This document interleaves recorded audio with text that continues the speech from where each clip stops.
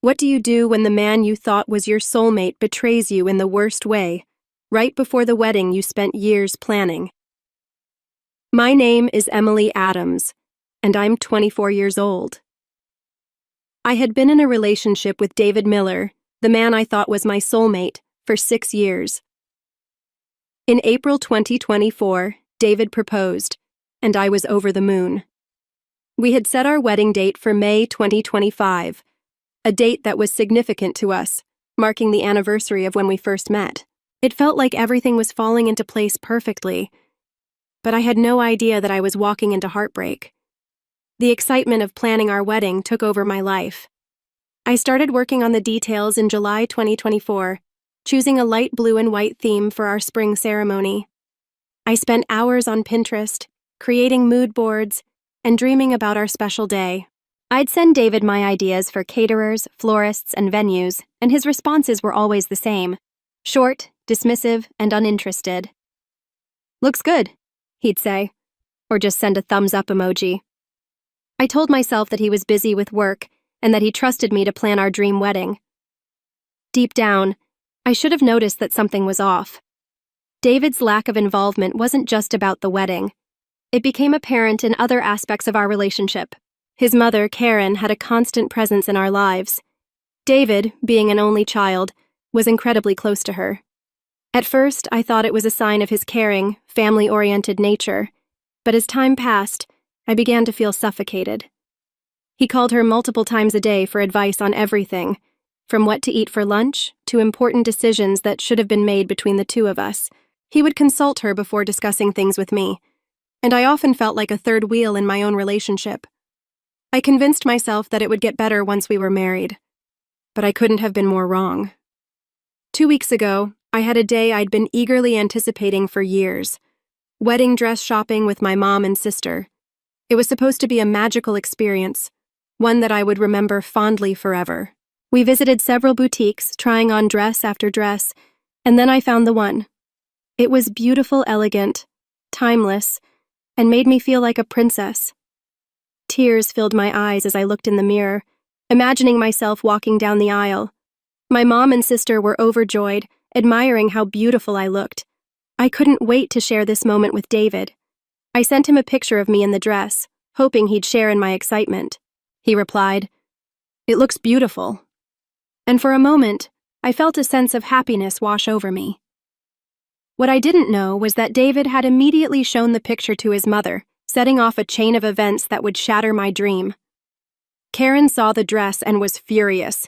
She called me repeatedly while I was still out, but I didn't answer, thinking it could wait. When I arrived home later that day, filled with joy and excitement, I was met with a cold reality. Karen had let herself into our house with the spare key we'd given her for emergencies. She was sitting on the couch, waiting for me, her face twisted with anger. The joy I felt vanished in an instant. As soon as I walked in, Karen stood up, her voice sharp. "You lied to me!" she shouted. Confused, I asked her what she meant.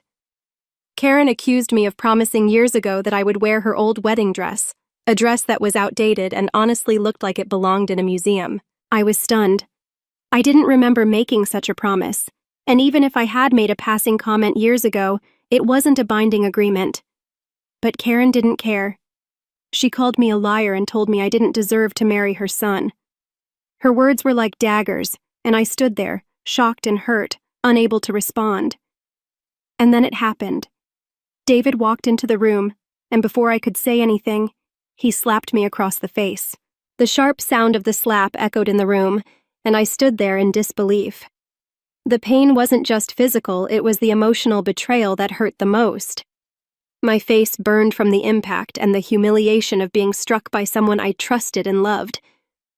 David's eyes were filled with anger as he stormed out of the house, leaving me there, shocked and heartbroken. I stood there for a moment, my head spinning, trying to process what had just happened. The violence, the humiliation, and the betrayal all hit me at once. My life, my dreams, everything had crumbled in an instant. David had not only betrayed me emotionally, but he had also physically struck me. The man I thought was my partner, the one I was supposed to marry, had just shown me who he really was. And I knew then that everything had changed forever. I kept looking around for David, hoping he would show up and defend me, but he was nowhere to be found. I tried to reason with Karen, but she refused to listen. Her voice grew louder, and her accusations became harsher. Eventually, I couldn't take it anymore. I walked to my room feeling humiliated and defeated. Even with the door closed, I could still hear her shouting. After what felt like an eternity, I finally heard the front door slam. Moments later, David came into our room, acting as though he had no idea what had happened. He asked me why his mother was so upset, as if he hadn't heard her yelling from wherever he'd been hiding. I felt a surge of frustration and disbelief. I explained everything, hoping he would take my side and comfort me, but instead, he sighed and started defending his mother. David claimed that when we first started dating 6 years ago, I had admired his mother's dress and said I'd love to wear it.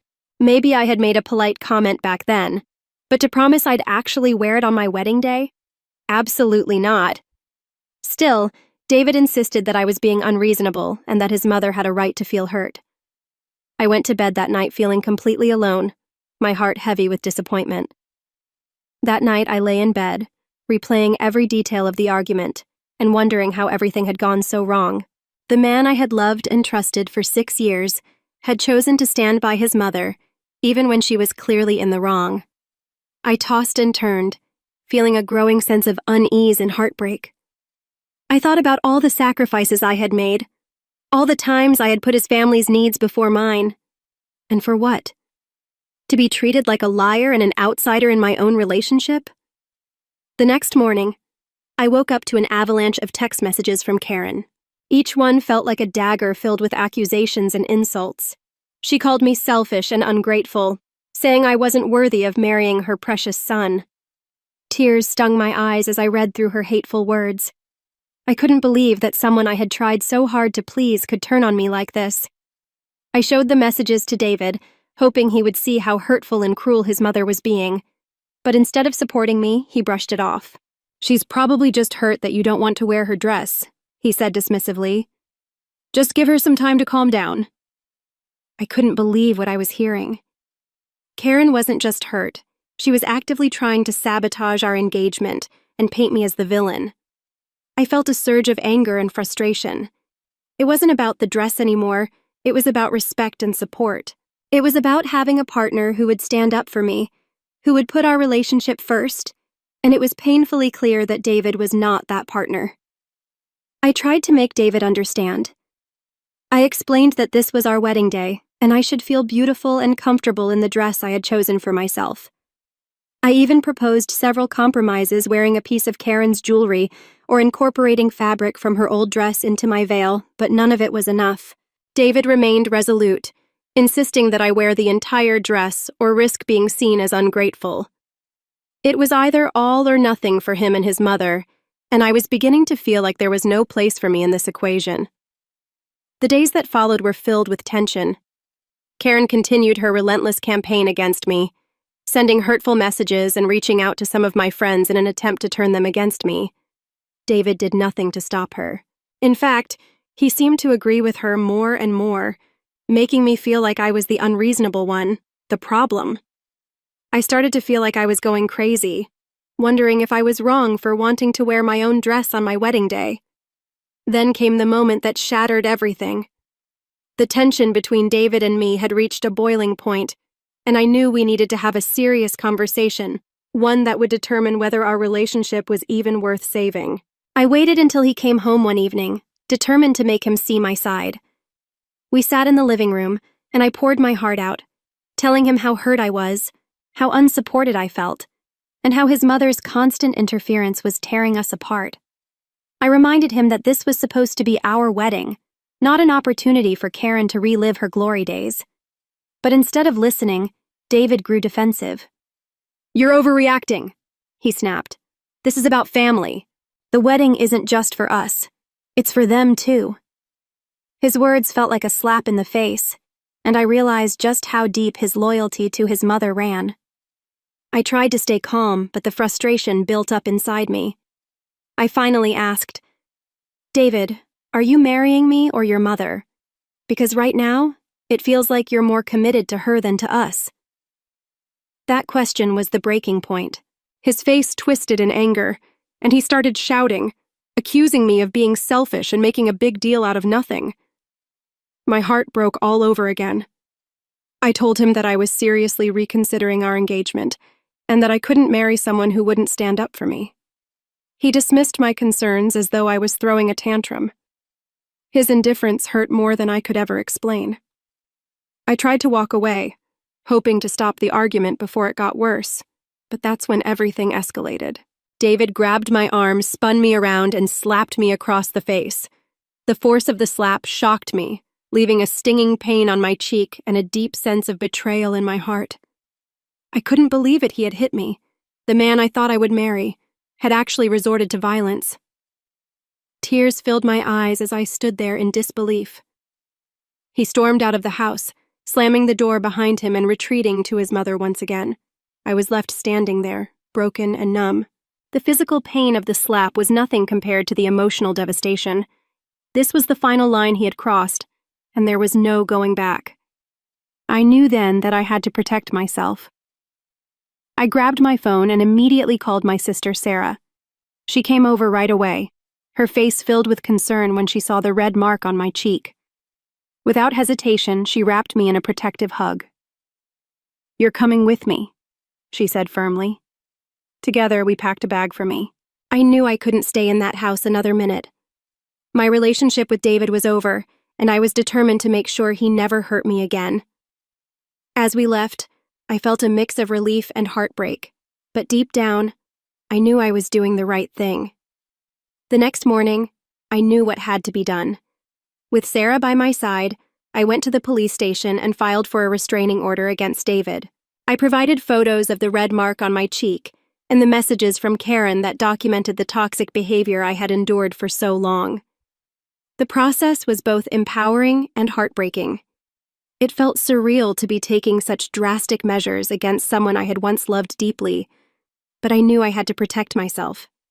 Once the paperwork was filed, I made the difficult but necessary calls to cancel the wedding.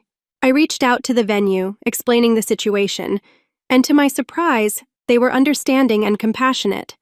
They allowed me to transfer the deposit to another event, which I decided to use for an early birthday party. It felt good to turn something painful into a celebration of my newfound freedom and strength. The caterer, however, was less accommodating, and I ended up losing part of the money, but at that point, I was just relieved to be free of the wedding drama. The engagement ring, a symbol that had once held so much hope, felt like a heavy burden. David had refused to take it back, claiming it was a gift. I didn't want to keep it, so I decided to sell it and donate the proceeds to a domestic violence shelter. It was a small way to turn something painful into something meaningful, and it gave me a sense of closure. Despite the restraining order, Karen wasn't done trying to control the narrative. She launched a smear campaign against me, using every social media platform she could to spread lies. She called me a selfish, ungrateful bride who had broken her son's heart and even reached out to some of my family members, hoping they would take her side. But my family and true friends saw through her manipulations and stood firmly by me. It was comforting to know that I had people in my corner who believed in me and supported my decision.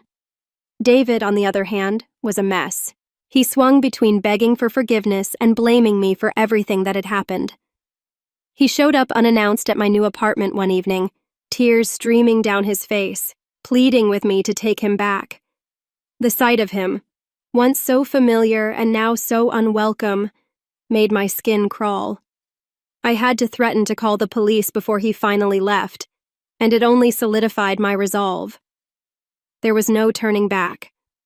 To find peace and move forward, I leaned on my support system more than ever. My parents, who were devastated when they learned everything that had happened, helped me move the last of my things out of the apartment I had shared with David. They also offered to cover any legal fees I might need, constantly reminding me that I wasn't alone. Some of my friends were incredibly supportive, but there were a few who didn't understand why I hadn't just gone along with things to keep the peace. Those friendships eventually became strained, but I realized it was for the best. This whole ordeal showed me who my true friends were, and I was better for it. As weeks went by, I slowly began to rebuild my life. What was supposed to be the venue for our wedding became the setting for an unexpected and beautiful birthday party. Surrounded by people who truly cared about me, I laughed, danced, and felt a lightness I hadn't experienced in years. The joy and laughter that filled the room were reminders of my newfound strength and the freedom I had fought for. It wasn't just a party, it was a moment of healing, and I would never forget it. Sarah and I also made the most of what was supposed to be my honeymoon. We traveled to Paris, a place I had always dreamed of visiting. It wasn't the romantic escape I had imagined, but it turned into an unforgettable adventure with my sister. We explored the city's charming streets, indulged in delicious French food, and had deep, meaningful conversations that reminded me of the importance of self-love and sisterhood. It was exactly what I needed, a celebration of resilience and love in a way that was uniquely meaningful. Back home, I focused on healing. I started therapy to unpack the emotional scars from my relationship with David. Confronting the red flags I had ignored, the compromises I had made, and the sense of self-worth I had lost was difficult, but each session helped me better understand myself. I learned how to trust my instincts, set boundaries, and recognize my value. Therapy taught me that I would never settle for anything less than the love and respect I deserved. As time passed, David and Karen faded from the forefront of my life, especially after the restraining order and the mutual no-contact agreement were finalized.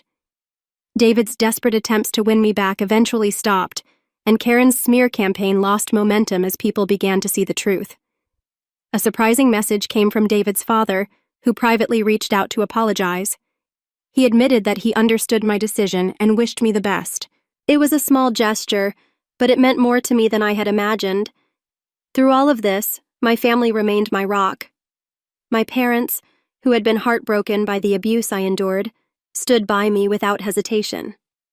My friends, for the most part, rallied around me, offering their unwavering support.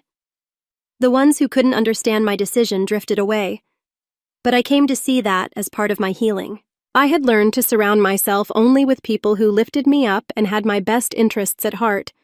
The engagement ring, which had once symbolized a hopeful future, became a painful reminder of the ordeal I had survived. Selling it and donating the money to a domestic violence shelter was one of the most empowering decisions I had made. It felt like I was reclaiming my power and turning my suffering into something that could help others. People sometimes ask me if I have any regrets. Honestly, I don't. As painful as this experience was, it taught me some of the most valuable lessons of my life. I learned to trust myself, to never settle for less than I deserve, and to prioritize my own happiness and well-being. I'm not ready to start dating again, but when I am, I'll approach relationships with a clearer understanding of what I want and need. I'll never ignore red flags again, and I'll always prioritize mutual respect and partnership over everything else. For now, I'm content focusing on myself. I've rekindled old hobbies, spent quality time with my loved ones, and rediscovered who I am outside of any relationship. I'm stronger, wiser, and more resilient than I ever thought possible. And for the first time in a long time, I'm genuinely hopeful for what the future holds. What do you do when you realize the man you were about to marry has not only failed to stand by you, but has also become an active participant in your humiliation? Can love really survive betrayal that deep? Emily's journey is one of profound heartbreak, resilience, and self-discovery. After 6 years of being in a relationship with David, everything seemed perfect until a moment of betrayal shattered her world. From David's indifference toward their wedding plans to his blind loyalty to his overbearing mother, Emily was left feeling unsupported and disrespected. The final blow came when David slapped her across the face, an act of violence that made it clear she was not safe in the relationship. It wasn't just the slap that broke her, it was the realization that the man she loved was more committed to his mother than to her. Emily found herself at a crossroads, deciding whether to stay or break free from a toxic relationship that had consumed her. Emily's decision to leave wasn't easy, but it was necessary. It's heartbreaking to realize that someone you've trusted with your heart doesn't prioritize you. David's behavior was a culmination of years of neglect and manipulation by his mother, and when it came down to choosing between them and Emily, he showed her exactly where she stood.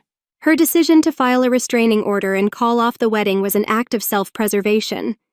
The slap wasn't just a moment of violence, it was a wake-up call for Emily, signaling that she deserved far more than what David was willing to give.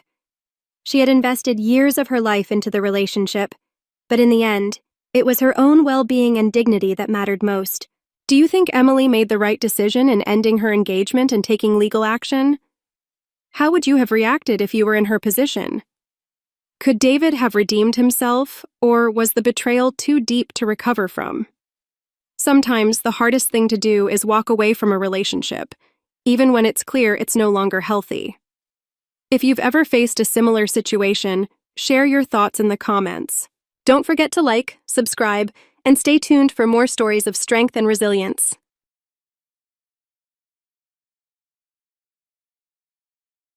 The knock came during dinner prep, while I was chopping carrots for Nolan's birthday stew. Through the kitchen window, late afternoon sunlight caught the copper wind chimes Sarah had made in 3rd grade, sending warm reflections dancing across my cutting board. Coming. I wiped my hands and headed for the door, expecting Mrs. Peterson returning another borrowed casserole dish. Instead, a woman I'd never seen before stood on my porch, her manicured fingers fidgeting with an expensive-looking handbag. Mrs. Hartwell. Her voice was soft but steady. I'm Camille Rivers. I need to speak with you about Nolan. Something in her tone made my stomach clench. He's at work. Is everything okay? May I come in? This isn't a conversation for your front porch. I hesitated, then stepped aside. As she passed, her perfume, something expensive and floral, filled the entryway. I led her to the living room, where family photos lined the walls. Sarah's graduation, our family vacation in Maine, Nolan teaching Orion to fish. Would you like some tea?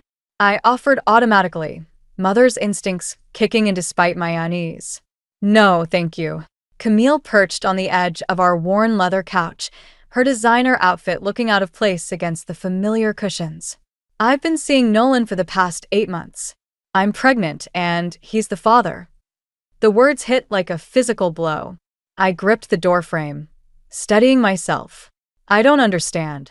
We met at that real estate conference in Chicago last summer. She pulled out her phone, scrolling through photos. I thought you should know. He's been less than honest with both of us. My eyes fixed on the screen she held out. Nolan, my husband of 27 years, kissing this stranger in what looked like a hotel lobby. The timestamp showed 3 weeks ago. Get out. My voice came out barely above a whisper. Mrs. Hartwell, Alara, I know this is difficult, but get out of my house. Louder now, steadier. Now. She stood, smoothing her skirt. I'll leave my number. When you're ready to talk. There's nothing to talk about. I walked to the front door, holding it open. As she passed, she slipped a business card onto the entry table. After she left, I returned to the kitchen on autopilot. The carrots sat unfinished on the cutting board, knife abandoned mid-chop. I picked it up, the familiar weight grounding me as my world tilted sideways. The garage door hummed to life. Nolan's footsteps, the same rhythm I'd known for nearly 3 decades, approached through the mudroom. Something smells good, he called out. Need any help with Elle? What's wrong? I turned slowly, still gripping the knife. Camille Rivers was just here. His face went blank for a fraction of a second, just long enough to confirm everything. Then, who? Don't. The knife clattered into the sink. Don't you dare lie to me. Elle, whatever she told you. Is she pregnant? His silence was answer enough. I watched his face, searching for the man I'd married, the father of my children. Instead, I saw a stranger wearing my husband's features. I can explain, he started, reaching for me. I stepped back. Don't touch me. Don't. My voice broke. The stew's ruined. You'll need to find somewhere else for dinner. And tonight. And I swallowed hard. And after that too. Alara, please. We can work this out. Think about the kids, I am thinking about the kids. I met his eyes. I'm thinking about what kind of example I want to set for our daughter. For our son. I picked up Camille's business card from where I'd brought it to the kitchen. Here. You forgot something. I pressed the card into his hand and walked upstairs, leaving him standing in our kitchen, surrounded by the half-prepared remains of what should have been his birthday dinner. 3 days after Nolan left, Sarah showed up at the house unannounced. She stood in the doorway, her father's stubborn chin jutting forward as she clutched her phone. "Dad called me." Her voice wavered. "He said you kicked him out." I stepped aside to let her in, noting how she avoided my touch. "That's not exactly what happened. He said he made a mistake, but you won't even talk to him." She paced our living room, where the familiar family photos now felt like artifacts from another life. "People mess up, Mom. They deserve second chances." "Sit down, sweetheart." I patted the couch beside me. "There's more to it than what your father told you." "Like what?" She remained standing, arms crossed. "He told me everything. About Camille, about—" She swallowed hard. "About the baby." "Did he tell you about the 8 months of lies? About the business trips that weren't business trips?" "He's trying to make it right." Her voice cracked. "Why won't you at least hear him out?" My phone buzzed. Another message from Nolan. I'd stopped reading them after the 20th apology. "Because this isn't just about the affair, Sarah. It's about trust, about—" "You're not even trying." She grabbed her purse. "Dad's staying at Grandma and Grandpa's. He's miserable. He wants to come home." Sarah? "I'm having dinner with him tonight. You should come. Just talk to him." I thought of the way he'd looked in our kitchen, scrambling for excuses while wearing the watch I'd given him for our anniversary. "I can't." "Won't, you mean?" She headed for the door, then paused. "You know what the worst part is? You're acting like you're the only one hurt by this." But what about me? "What about Orion?" "That's exactly why. Save it." She yanked the door open. "I'll tell Dad you said hi." After she left, I sat in the quiet house, surrounded by memories that felt tainted. My phone buzzed again. This time it was Rosalind, my mother-in-law. "Ilara, dear." Her familiar voice carried decades of warmth. "Nolan's told us what happened. We're devastated, of course, but surely you two can work through this? For the children's sake." "Rosalind." "He's not perfect, dear, but he loves you. And that Camille woman, well, these young things know how to turn men's heads." I press my fingers to my temples. "He's 42, not 17. And she's pregnant." "Well." She paused delicately. "Are we certain about that?" "What do you mean?"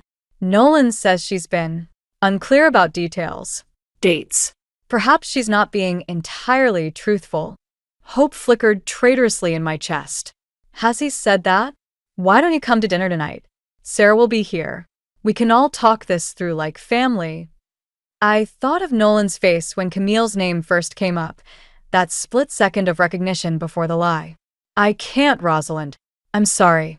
After hanging up, I walked to our bedroom, my bedroom now, and opened Nolan's closet. His suits hung in neat rows, dry cleaning tags still attached to several. I pulled one out, checking the date. August 15th. The Chicago conference. My hands shook as I dialed the dry cleaner's number. "Hi, yes. I'm calling about some suits dropped off by Nolan Hartwell." "Oh, Mr. Hartwell. Yes, he's one of our regulars. Always needs rush service for his trips." The August 15th suits. Was that for Chicago? Chicago? No, those were for his Vegas weekend. He always goes to that casino convention in August. Been doing it for years. The phone slipped from my fingers. Casino, convention. Not real estate. Not Chicago. My gaze fell on our bedside table, where Nolan's bank statements lay unopened. With trembling fingers, I reached for the envelope, suddenly afraid of what other lies I might find. The bank statements spread across my kitchen table told a story so different from the one I'd believed. Credit card bills from casinos, cash advances, mysterious wire transfers, all hidden behind careful lies about business expenses and investment opportunities. My hands shook as I dialed our accountant's number. "James? It's Ilara Hartwell. I need to know about our retirement accounts." His hesitation spoke volumes. "I've been trying to reach Nolan about those." "What do you mean?" "There were some irregular withdrawals. Large ones. I assumed you knew." The room tilted sideways. "How large?" Most of your joint savings. About 300,000. I gripped the chair to steady myself. When? The last withdrawal was 2 weeks ago. Alara, I'm required to tell you. There's a federal investigation pending. Something about suspicious transactions. The doorbell rang, startling me. Through the window, I saw Orion shifting nervously on the porch, home early from soccer practice. I quickly gathered the papers. Thanks, James. I'll call you back. Orion burst in before I could fully compose myself. Mom? Why are there people taking pictures of our house? What people? He dropped his sports bag, frowning. Some guys in suits. They were parked across the street, but they left when I noticed them. My phone buzzed, Nolan's number. I declined the call, only to see 3 missed calls from Sarah and 2 from Rosalind. Before I could check the messages, another call came through Camille. Don't hang up, she said quickly. There's something you need to know about Nolan's gambling. I already know. No, you don't. The baby, it wasn't just an affair. He promised to pay off my brother's gambling debts if I helped him hide money from the feds. Said he needed someone they wouldn't connect to him. The room went cold. What are you saying? The pregnancy was a lie. He needed a distraction, something to explain why he was moving money around. I'm so sorry, Alara. I never meant. Orion appeared in the doorway, his father's eyes looking back at me. Mom? What's wrong? I have to go, I told Camille, hanging up. Was that Dad? Orion asked. Is he coming home soon? Before I could answer, the doorbell rang again.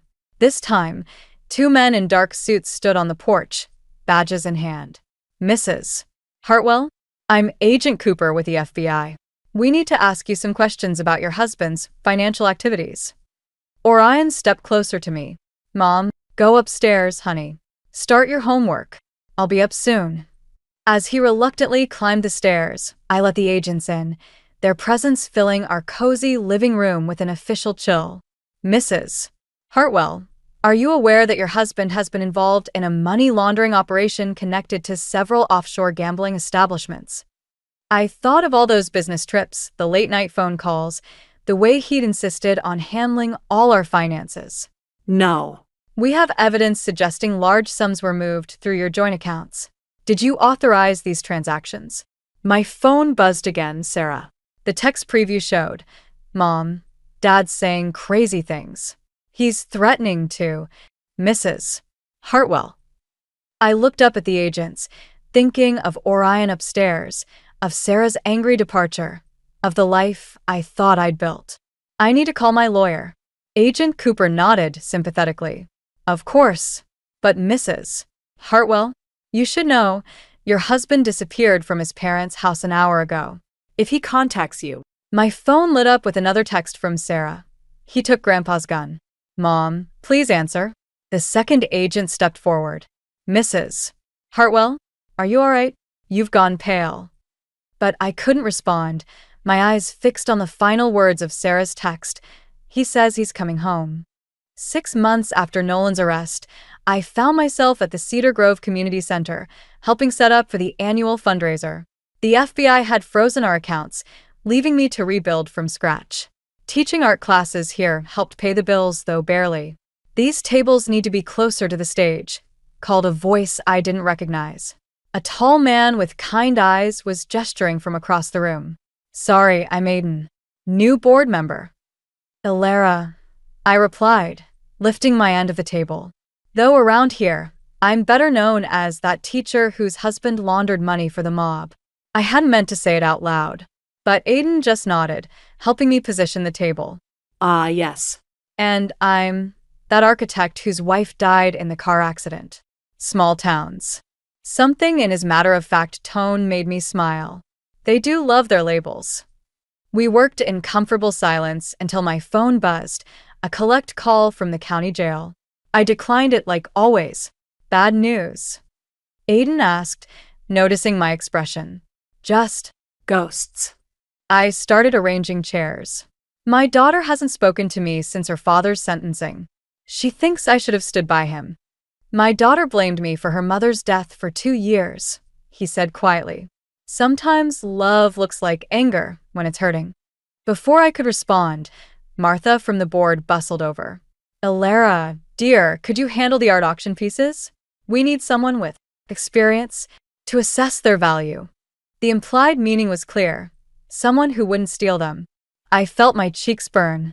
Actually, Aiden interrupted, I need Ilara's help with the lighting design. Board priority. Martha retreated, flustered. Aiden turned to me. I'm sorry. People can be. It's fine. I grabbed my purse. I should go anyway. Orion has soccer practice. Mom, speak of the devil. My son stood in the doorway, still in his uniform. Practice got cancelled. But, Sarah's outside. She wants to talk to you. My heart jumped. Through the window, I could see my daughter pacing the parking lot, looking so much like her teenage self that it hurt. Go, Aiden said softly. I'll finish up here. Outside, Sarah wouldn't meet my eyes. Dad wrote me from prison. He says you knew about the gambling. that you helped him hide it. What? He has documents, Mom. Bank transfers you signed. He says you turned on him to save yourself. My hands shook. Those signatures were for a mortgage refinancing. He told me, stop lying. She thrust a paper at me. Look, your signature, right there on the wire transfer to Grand Casino Resort. I stared at the familiar curve of my name, remembering signing papers Nolan had rushed me through during breakfast, during Orion's games, between classes. Sarah, I never. Save it. She backed away. I'm moving to California with Ben. I can't be here anymore. Watching you pretend to be the victim when you helped destroy our family. Serafina, please. But she was already walking away, leaving me clutching a forged document that somehow looked perfectly real. Through my tears, I saw Aiden approaching cautiously. Bad news? He asked again, echoing our earlier conversation. I looked down at the paper in my hands, then at my son hovering uncertainly nearby. I need a lawyer. A good one. And I took a deep breath. And maybe a friend. Well, he said, his steady presence somehow making the ground feel firmer beneath my feet. You're in luck. I happen to know an excellent lawyer. And I make a decent friend, or so I'm told. For the first time in months, I felt something like hope stirring in my chest. But my phone buzzed again. Nolan's lawyer this time, reminding me that hope was a dangerous thing in a game where all the rules had changed. A year had passed since I'd first met Aiden when he slid a small velvet box across our dinner table. Orion watched with eager eyes while Isla, Aiden's daughter, filmed the moment on her phone. You don't have to answer now, Aiden said softly. But I did. The ring slipped perfectly onto my finger, and for a moment, everything felt right. Until my phone lit up with a text from an unknown number. Congratulations on the engagement.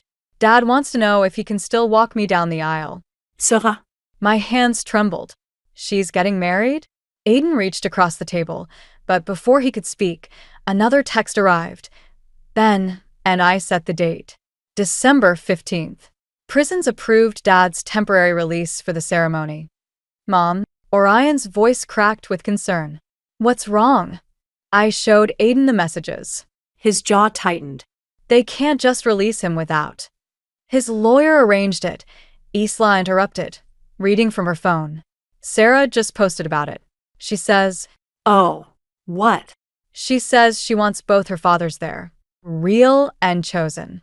The room went silent. Aiden's proposal ring suddenly felt heavy on my finger. I should call her, I said, standing. Aiden caught my hand. Think about what this means. Nolan out of prison at the wedding. He's still her father. He's also the man who forged your signature and tried to frame you for his crimes. My phone buzzed again. Rosalind this time. Nolan's so happy about the wedding. He says he hopes you and Aiden will be comfortable with the seating arrangements. Family table, of course. I stepped onto the back porch, needing air.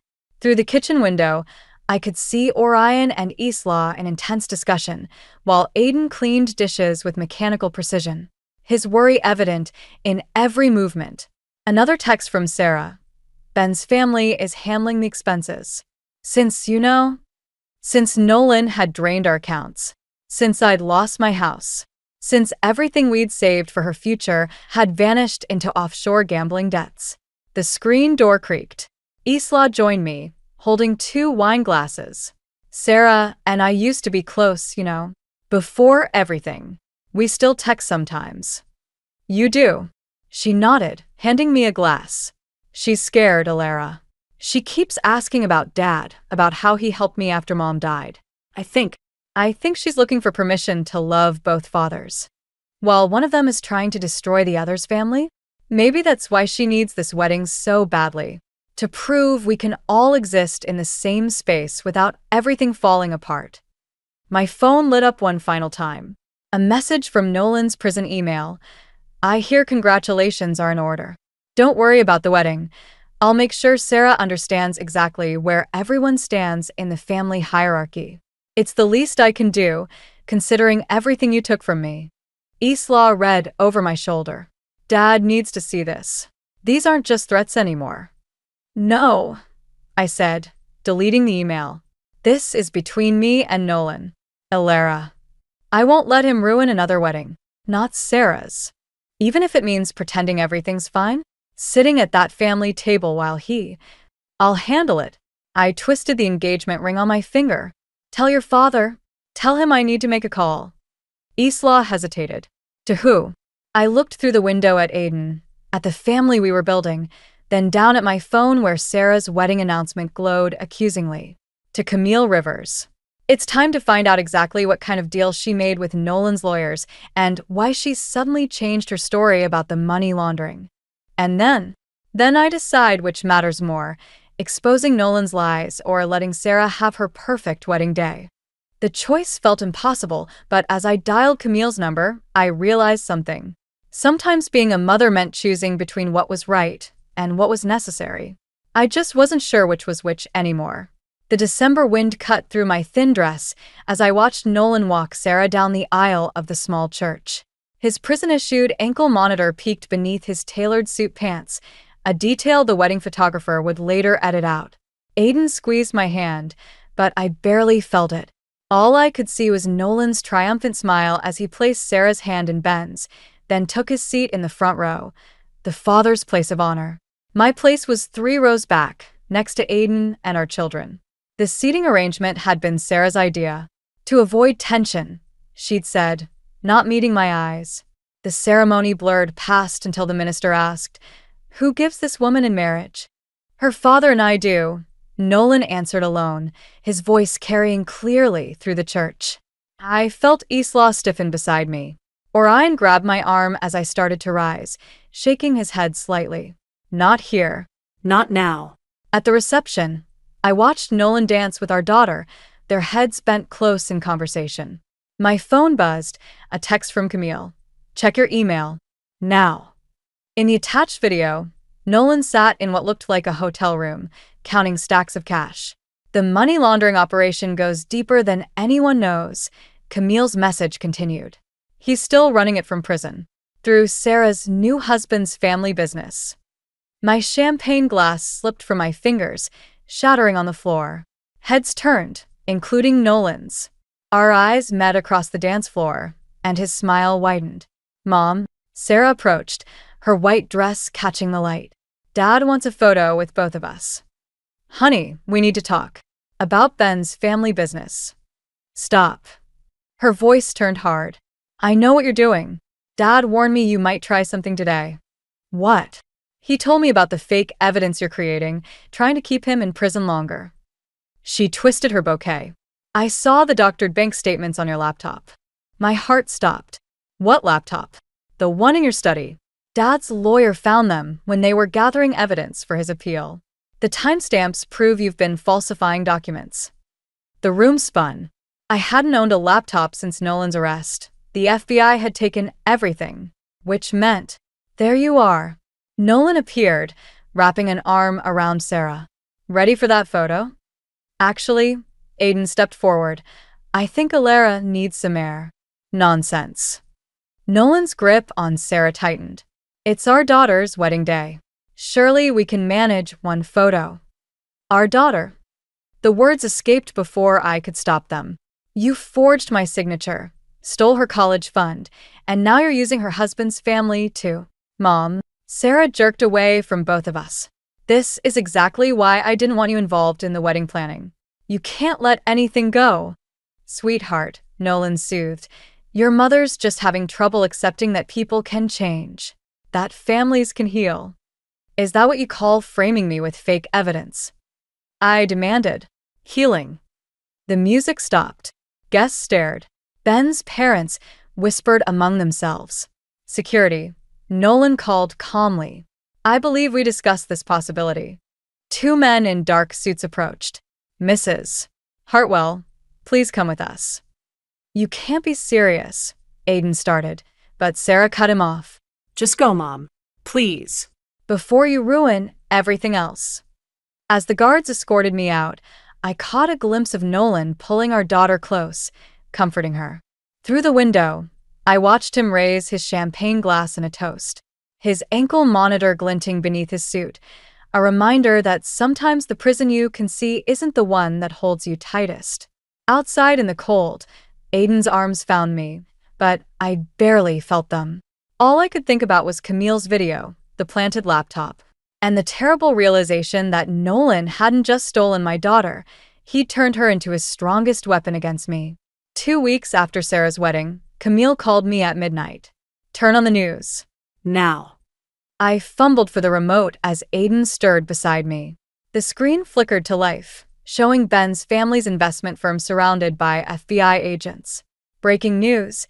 Major money laundering operation uncovered at Preston Investment Group. Sources say the scheme involves multiple prison inmates directing operations through family members. My phone buzzed again, Sarah. Mom, they're arresting Ben's parents. Dad says you did this. Tell me you didn't. A pounding at our front door cut me off. Through the peephole, I saw Nolan, his ankle monitor blinking angry red. Aiden, I whispered. Get Orion out through the back. Now. I'm not leaving you. Please. I pressed Camille's USB drive into his hand. Get this to the FBI. It's everything they need. The pounding grew louder. Open up, Elle. You've destroyed enough families tonight. I opened the door to find Nolan wild-eyed, rain-soaked. How dare you drag Ben's family into this? Me? I stepped onto the porch, closing the door behind me. You're the one who used our daughter's in-laws to launder money. I was protecting her future, making sure she had what you couldn't provide after you ruined everything. By making her complicit in your crimes? By turning her against. Against who?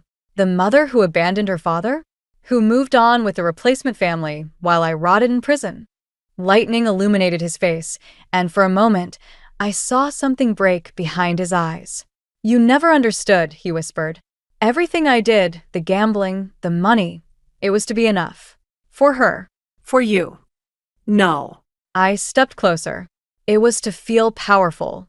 To prove you could control everything and everyone around you. Like you're doing now? Destroying Ben's family to get back at me? I didn't call the FBI. I met his gaze. Camille did.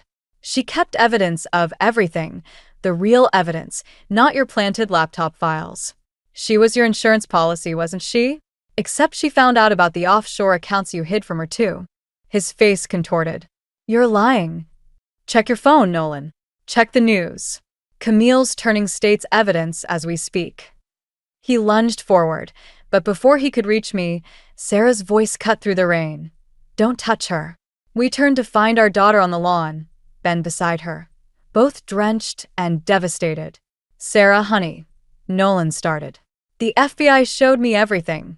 She cut him off. The real documents. The videos. How you used Ben's family. Her voice broke. How you used me. I did it for you. You did it for yourself. She was crying now, rain mixing with tears. And I chose you over Mom. I let you manipulate me into thinking she was the villain. Police sirens wailed in the distance. Nolan's ankle monitor blinked faster. It's over, I said softly. Let her go, Nolan. Let us all go. He looked at Sarah one last time, then at me. You think this makes you win? You've still lost her. She'll never forgive either of us now. Maybe not. Sarah stepped forward, taking my hand. But at least Mom never asked me to choose. As police cars surrounded the house, I held my daughter while they arrested her father, again. But this time, when he looked back, there was no triumph in his eyes. Only the hollow recognition that in trying to possess his family, he'd finally, irrevocably lost us. Through the rain, I saw Aiden return with Orion, the USB drive safely delivered. Sarah's grip on my hand tightened, and I realized that sometimes winning isn't about revenge at all. Sometimes it's about being there to catch the pieces when everything falls apart. 6 months after Nolan's second arrest, I sat in our backyard watching Sarah plant tulip bulbs in the spring soil. She'd moved in with us temporarily, while Ben dealt with his family's legal troubles, bringing an unexpected piece to our fractured family. "These were Dad's favorite," she said, patting the earth around a bulb. "He used to plant them every fall, remember?" I nodded, remembering how proud Nolan had been of his garden. Before the gambling. Before everything fell apart. His lawyer sent another letter, Sarah continued, not looking up. "He's agreed to testify against the gambling ring. Full confession, names, everything." What changed his mind? She pulled a crumpled envelope from her pocket. "This came with it. He asked me to show you." Inside was a photograph, Nolan and Sarah at her 5th birthday party, both covered in cake frosting and laughing. On the back, he'd written, "I forgot who I was trying to be this happy." Isla emerged from the house carrying lemonade, followed by Orion with a plate of cookies. Our blended family had found its rhythm, even as we navigated the aftershocks of Nolan's choices. "Ben called," Isla announced, settling beside Sarah. "The prosecutors are offering a deal. With his cooperation, they might reduce his parent sentences." Sarah's hands stilled in the dirt. "Mom, I've been thinking about the house. The one Dad lost to the bank. What about it? Ben and I want to buy it back. Not to live in, but maybe as a fresh start. Something good from something broken." Aiden appeared in the doorway, watching us with quiet understanding. He'd shown me what love looked like without possession, what family meant without conditions. "Camille sent over the last of the documentation," he said softly. "The FBI's finished with everything. We can finally close that chapter." "Not close," I corrected, watching my daughter's hands work the earth, planting hope in the same soil where betrayal had grown. "Transform." The doorbell rang. Through the window, I saw Rosalind, Nolan's mother, standing nervously on our porch. Since her son's arrest, she'd been trying to rebuild bridges, one awkward visit at a time. "I'll get it," Sarah offered, brushing dirt from her knees. I invited her. She's trying. As Sarah went inside, Aiden took her place beside me. "You okay?" I watched through the window as my daughter hugged her grandmother, both of them crying and laughing at once. On the table between them, I could see another envelope, Nolan's handwriting visible on the front.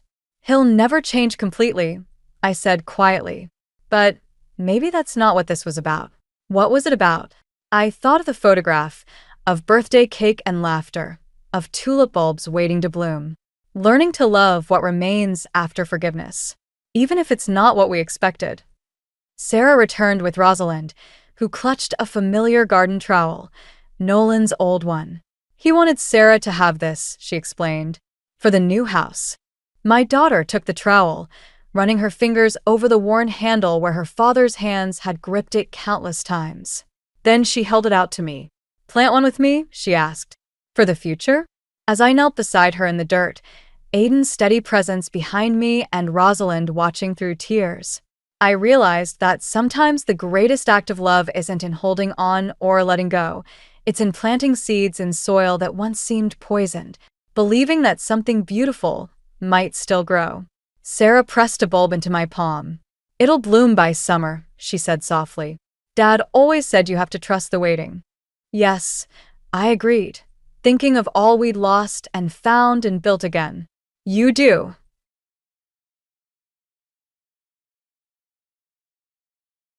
The text arrived during a client meeting, lighting up my phone with its silent accusation. I tried to focus on the marketing pitch, but my eyes kept drifting to the screen, to that single photo that threatened everything I thought I knew about my marriage. "Alara, Your thoughts on the campaign direction? Marcus, our creative director, was staring at me expectantly. Sorry, yes. The concept is solid, but we need stronger visuals for the third quarter push. I gripped my pen tighter, forcing myself to stay present. The image wouldn't leave my mind. Alden and Marlowe, his arm around her waist, her head tilted up toward him with that familiar, adoring look I used to see directed at me. The caption beneath it was worse. Family secrets. After the meeting, I locked myself in my office and finally allowed myself to really look at the photo. They were standing outside some cafe I didn't recognize, caught in what could be an innocent moment between siblings. But something in their body language, the intimacy of their stance, made my stomach turn. My phone buzzed again. Alden. Hey, running late tonight. Marlowe needs help with some insurance paperwork for Derek's estate. Of course she did. Ever since her husband's death 6 months ago, Marlowe had needed help with everything. No problem, I replied, keeping it light. When should I expect you? Not sure. Don't wait up. I stared at the message, remembering all the late nights over the past months, all the times I'd woken up to an empty bed. The excuses had seemed reasonable. Marlowe was grieving, struggling with 2 young kids, drowning in paperwork. She needed her brother. But now. My office door opened, and Iris poked her head in. Lunch? You look like you could use a break. She must have read something in my expression because she stepped inside and closed the door. What's wrong? I handed her my phone, watched her face as she studied the photo. Who sent this? Anonymous number, blocked when I tried to call back. It could be nothing, Iris said carefully. They're siblings. Look at his hand on her waist. Look at how she's looking at him. The words came out sharper than I intended. That's not how siblings look at each other. Have you talked to Alden? I laughed, but there was no humor in it. He's with her right now. Insurance paperwork, apparently. Iris set the phone down and leaned forward. Then go home early. Surprise them. See what's really going on. The suggestion sent a jolt through me. It was so simple, so obvious, and yet the thought of what I might find made me hesitate. What if? What if nothing? You need to know, Alara. This isn't going away. She was right. I gathered my things, made an excuse about a migraine to my team, and left the office. The drive home felt surreal, like I was watching someone else navigate through traffic, someone else's hands gripping the steering wheel too tightly. Our house came into view, the perfect colonial we'd bought 3 years ago, with its manicured lawn and welcoming front porch. Alden's car wasn't in the driveway, but Marlowe's silver SUV was parked on the street. I sat there for a moment, engine idling, watching the house where my life was supposed to be perfect. Then my phone buzzed with another text from the unknown number. They're at the Blue Door Cafe. Thought you should know. I put the car in drive, my decision made. Sometimes knowing the truth is better than living with doubt, even if that truth destroys everything you thought you knew about love and family. The Blue Door Cafe wasn't what I expected. No dim lighting or secluded corners, just a bright, airy space filled with afternoon sunlight. I spotted them immediately through the window, sitting at a corner table. Nothing inappropriate, just 2 people talking over coffee. But then Marlowe reached across and squeezed Alden's hand, and my world tilted sideways. My phone buzzed. Cora Winslow's name flashed on the screen. Alara, dear. We're coming for dinner tonight. Alden mentioned Marlowe's moving in with you both, and we want to help get everything settled. I watched through the window as Alden wiped something from Marlowe's cheek with his thumb. Tonight's not great, Cora. I have a work emergency. Nonsense. Family comes first. We'll be there at 6. The line went dead before I could protest.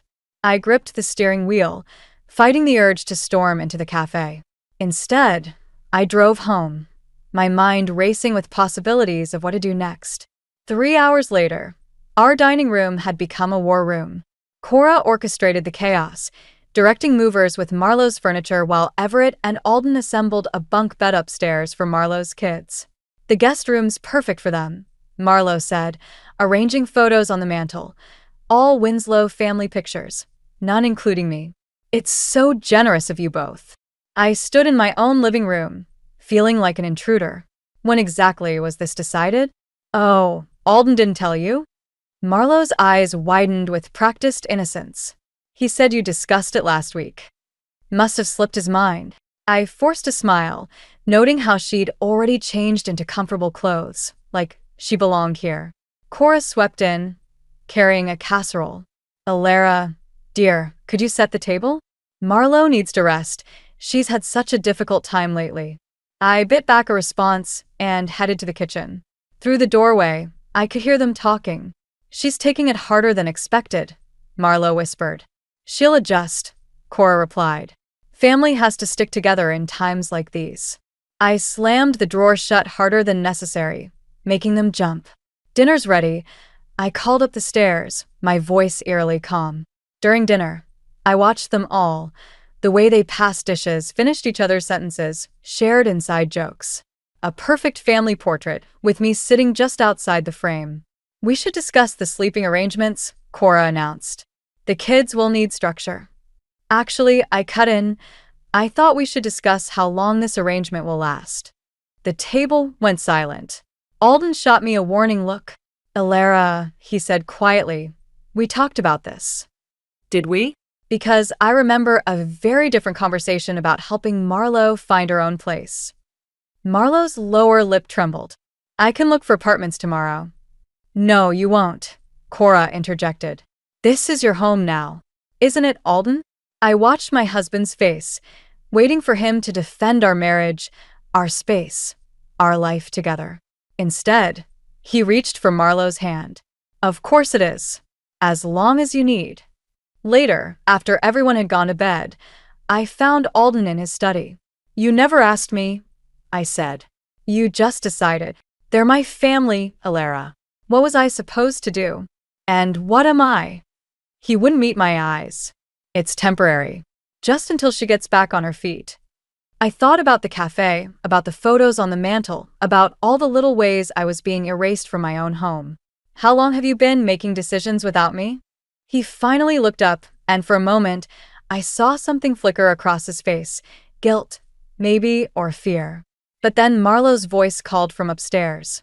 Alden, the kids are asking for you, and whatever moment of truth we might have had vanished as he hurried to answer her call. The bank statement arrived on a Tuesday, buried under a pile of junk mail. I almost missed it, but the bold red, alert, balance below minimum caught my eye. Scanning the transactions, my coffee grew cold beside me as the numbers told their own story. 5 transfers to an account I didn't recognize. Each one for exactly $5,000. Morning. Marlowe breezed into the kitchen wearing my favorite silk robe, the one Alden had given me for our anniversary. Is there coffee left? I slid the statement into my laptop bag. Help yourself. Nice robe. Oh, Alden said I could borrow it. You don't mind, do you? She poured herself coffee in my mother's old mug, the last thing I had of hers. The front door opened, and Alden walked in from his morning run. Hey, you're both up early. He kissed Marlowe's cheek first, then mine, like an afterthought. We need to talk, I said. About the accounts.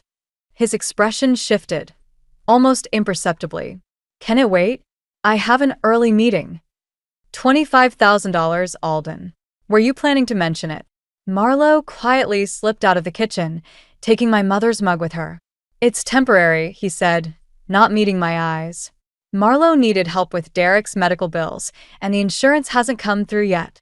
Our savings, Alden. Our future. You didn't even discuss it with me.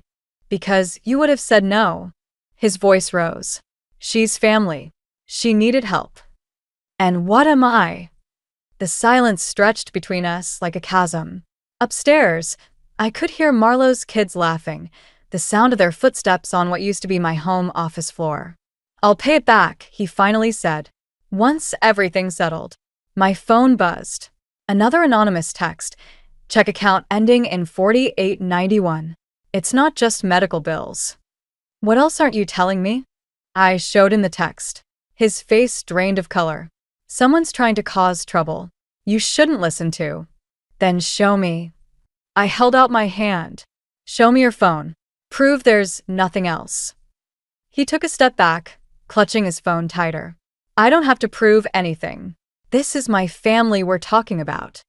And our marriage? What are we talking about there? Before he could answer, Marlowe appeared in the doorway, wearing a new designer dress I'd never seen before. Alden, we're going to be late for the appointment. What appointment? I asked. Just helping her look at some properties, he said quickly. Too quickly. In a dress that probably cost more than our mortgage payment. Marlowe's face flushed. It was a gift. From Alden. To help me feel better after. Everything. The room spun slightly. I steadied myself against the counter, remembering all the times I'd asked Alden about our dwindling savings. All his vague explanations about market fluctuations and temporary setbacks. I have to go, he said, already backing away. We'll talk tonight. Will we? Or will Marlowe need something else that's more important? He paused at the door, and for a moment, I saw uncertainty flicker across his face. Then Marlowe touched his arm, and whatever he might have said disappeared into the morning air as they left together. I sat down at the kitchen table, surrounded by the remnants of what used to be my life, my home, my savings, my marriage. The anonymous texter had been right about everything so far. What else would they reveal? My fingers hovered over the phone, ready to reply to the unknown number. Sometimes I thought the real betrayal isn't in the secrets they keep, but in the truth they force you to face. I typed, "Tell me everything." The response from my anonymous informant came with attachments, bank statements, text messages, photos. Each one a nail in the coffin of my marriage. I stared at my laptop screen in my office, trying to make sense of it all, when Marcus knocked on my door. "The Henderson pitch is starting." He paused, noticing my expression. "Everything okay?" I closed the laptop. Fine. "Just family stuff." Family stuff doesn't usually make people look like they've seen a ghost. Before I could respond, my phone lit up with Cora's name. I let it go to voicemail, but she called again immediately. "You need to come home," she said when I finally answered. "Marlowe's having a crisis, and Alden says you're not being supportive enough." I caught my reflection in the office window. Pale, drawn, unrecognizable. "I'm at work, Cora. Some of us still have jobs to maintain." That's exactly the kind of attitude I'm talking about. Family comes first, does it? Because from where I'm sitting, it looks like only certain family members matter. The silence on her end was telling. Finally, she said, "We're having a family meeting tonight. Don't disappoint Alden again." I walked into the pitch meeting late, my mind spinning with numbers from the bank statements. A joint account I never knew about. Regular transfers dating back months before Derek's death. A lease agreement with both their names on it. Alara? Marcus was staring at me expectantly. The campaign strategy? I opened my mouth to respond, but the words wouldn't come. Instead, I stood up abruptly. "I need to handle something. Personal emergency." The drive home felt surreal. The house was full when I arrived, Cora arranging flowers in the kitchen, Everett watching TV with Marlowe's kids. Marlowe herself curled up on my spot on the couch. "No Alden. Where is he?" I asked. Marlowe looked up, her eyes red. "He's picking up dinner. I had another panic attack, and he's been so wonderful." "Stop." My voice was quiet but firm. "Just stop."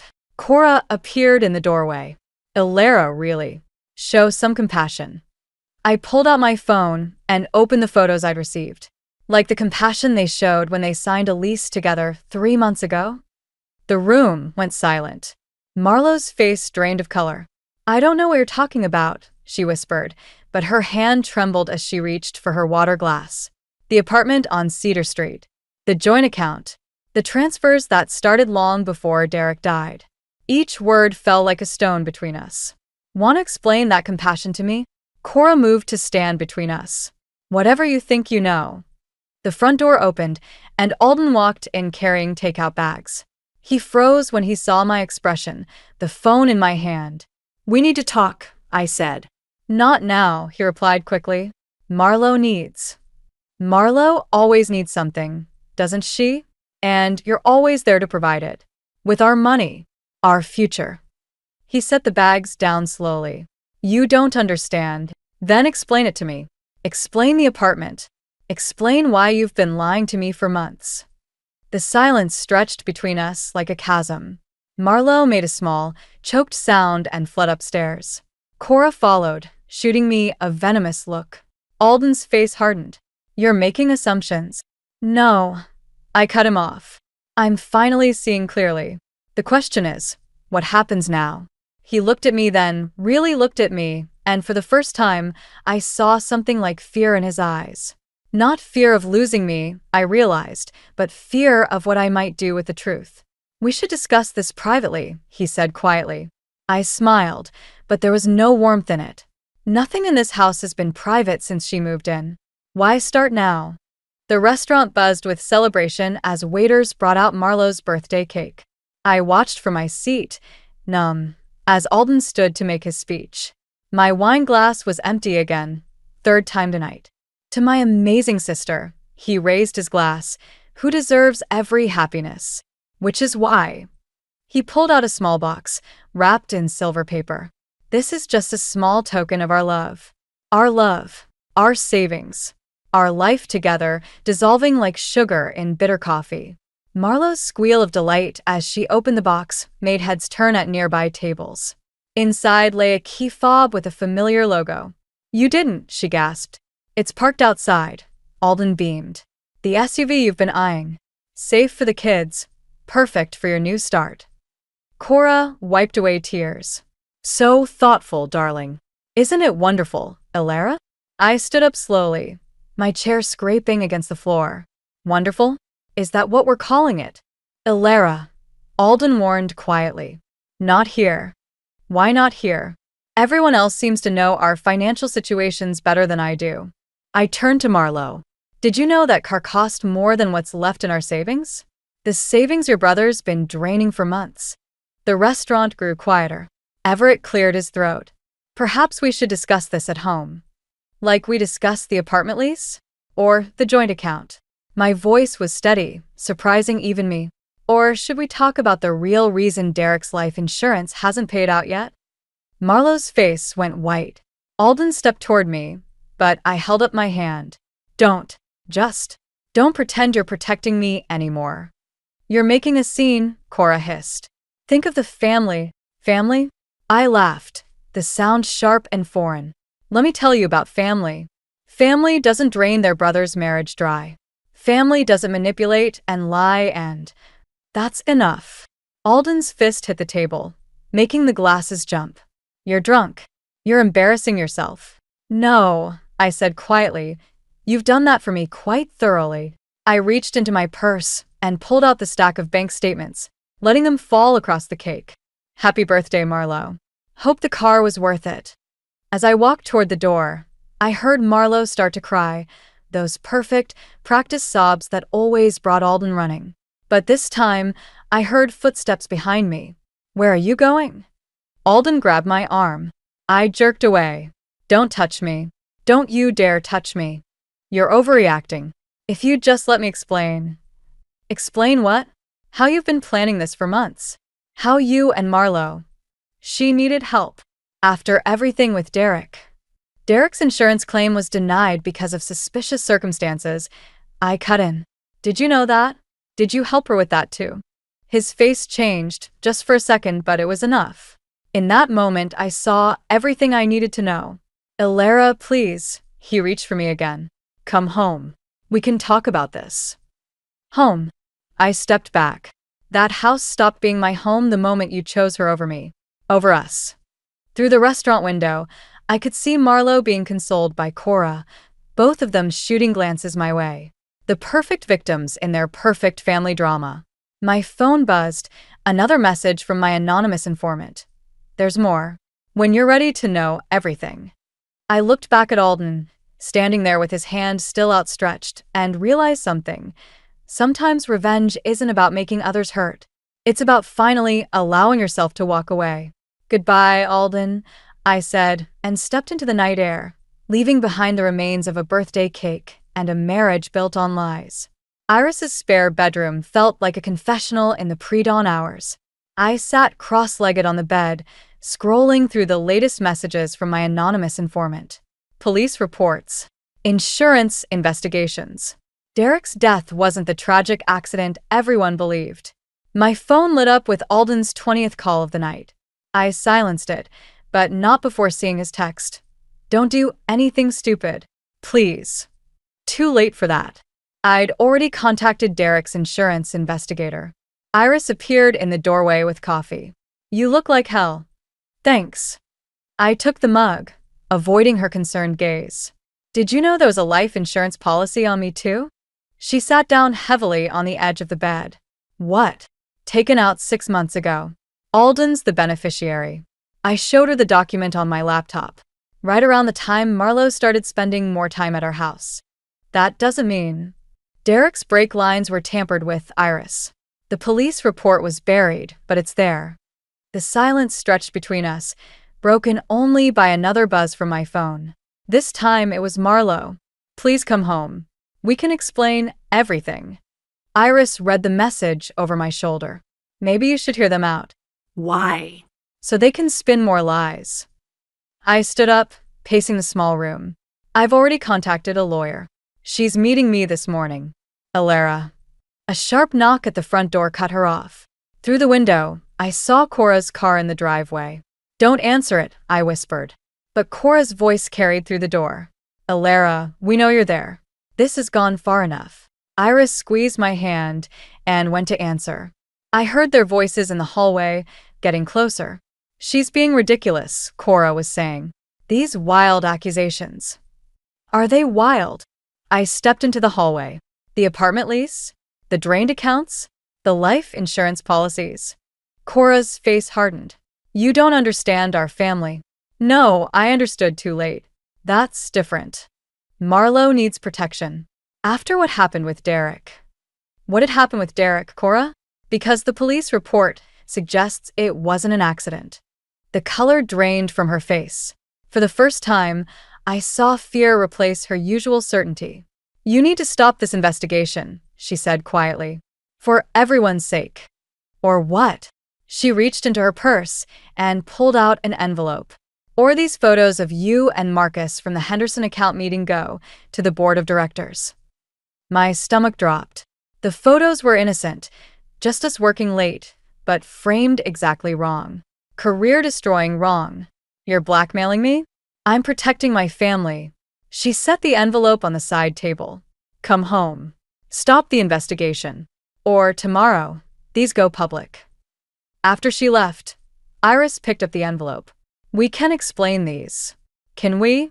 In this industry? With these clients?" I sank against the wall.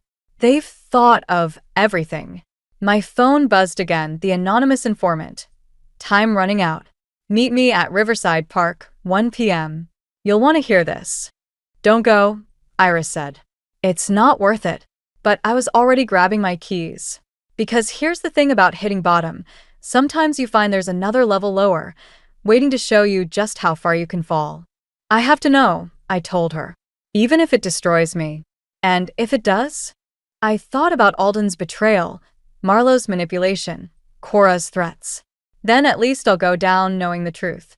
And maybe, I touched the police report on my laptop. Maybe I can get justice for Derek too. Sometimes revenge isn't about winning. Sometimes it's about being willing to lose everything to expose the truth. Riverside Park was empty except for a familiar figure on a bench, Marlo, alone, clutching a manila envelope. No anonymous informant, just another manipulation. I almost turned around, but she called out, "Derek knew." Those 2 words stopped me cold. I approached slowly, keeping distance between us. Knew what? About Alden and me. About everything. Her hands trembled as she opened the envelope. "He was going to expose us." "So you killed him?" "No." She looked up, tears streaming down her face. "I loved Derek.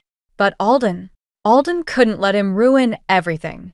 The world tilted sideways. "What are you saying?" "I didn't know what he was planning. I swear." She pulled out a stack of papers. "Derek left these for me. Insurance documents, bank records, everything. He knew Alden was embezzling from his company, using my accounts to hide the money." A jogger passed by, reminding me we were in public. "Why tell me this now?" Because Alden's planning the same thing for you. She handed me the papers. The life insurance policy, the fake photos with your coworker. He's going to destroy you, just like he destroyed Derek. And you're just now growing a conscience? I'm scared, Alara. Her voice cracked. For my kids. For myself. Alden's not who I thought he was. Who any of us thought he was. Footsteps crunched on gravel behind us. We both turned to see Alden approaching, his face a mask of controlled rage. I should have known you'd crack, he said to Marlo. You always were the weak link. It's over, Alden, I said, standing. I'm taking these to the police. He smiled, but it didn't reach his eyes. With what proof? A grieving widow's desperate stories? Photos that could easily be explained as a sister seeking comfort from her brother.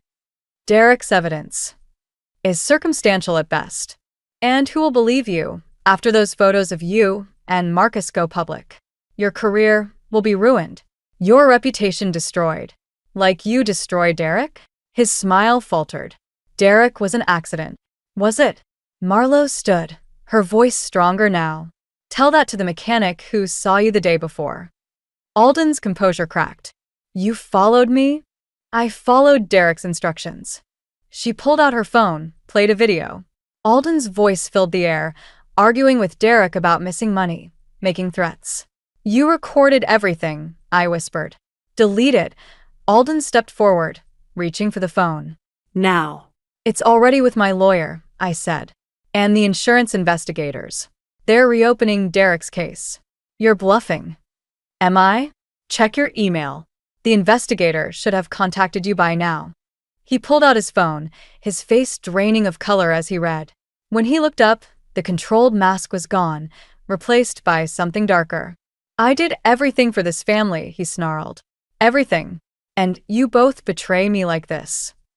No, Alden, I said quietly. You betrayed us. All of us. Police sirens wailed in the distance, getting closer. Marlo's hand found mine, squeezing tight. They're coming for you, she told her brother. It's over. Alden looked between us, his perfect world crumbling.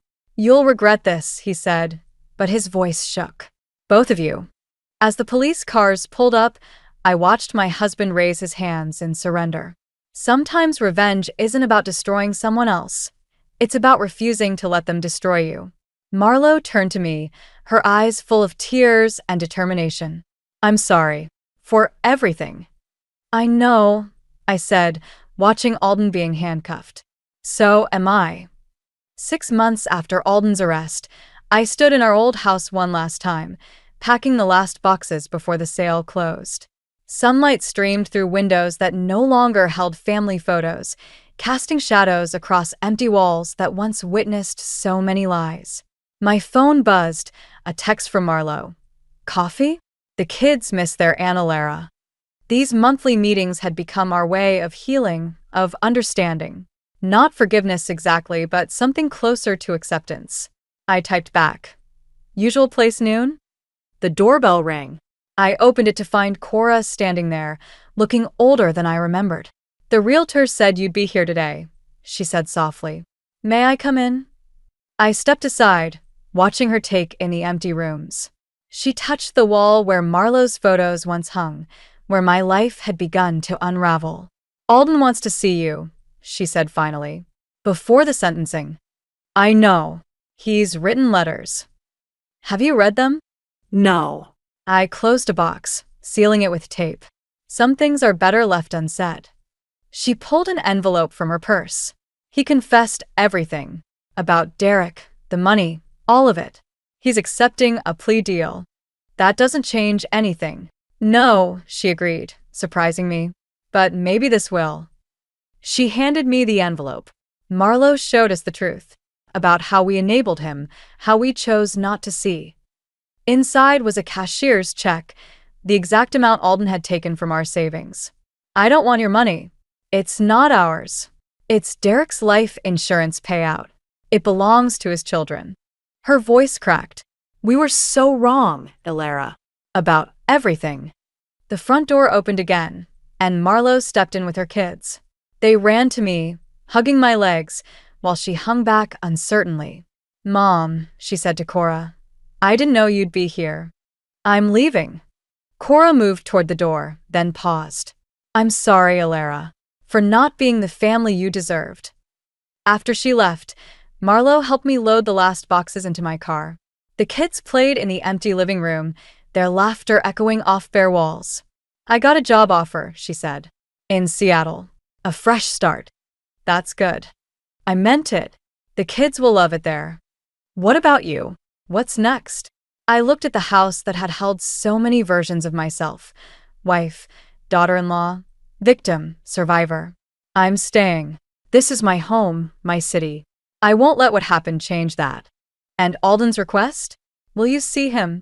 I thought about his letters, still unopened in my desk, about revenge and justice, and how sometimes they look different than you expect. "Some wounds don't need closure," I said. "They just need time to heal." She nodded, understanding in her eyes. "Thank you for helping me find my strength, for showing me another way." The kids came running out, asking about ice cream. We laughed, a genuine sound that felt like victory. Later, alone in my new apartment, I finally opened one of Alden's letters. His words spilled across the page. Explanations, apologies, pleas for understanding. But what caught my eye was the last line. "I thought I was protecting everyone, but in the end, you were the only one strong enough to save us all." I folded the letter and watched the sunset paint the city gold. Sometimes the greatest revenge isn't in destroying what hurt you, but in rebuilding something stronger from the ruins. Sometimes justice looks like moving forward while letting the past fade into shadow. My phone buzzed again, another text from Marlo. "Thank you for showing me what real family looks like." I smiled, thinking of ice cream with her kids, of healing wounds and new beginnings. Some family ties are chosen, forged in truth rather than blood. Those are the ones that last.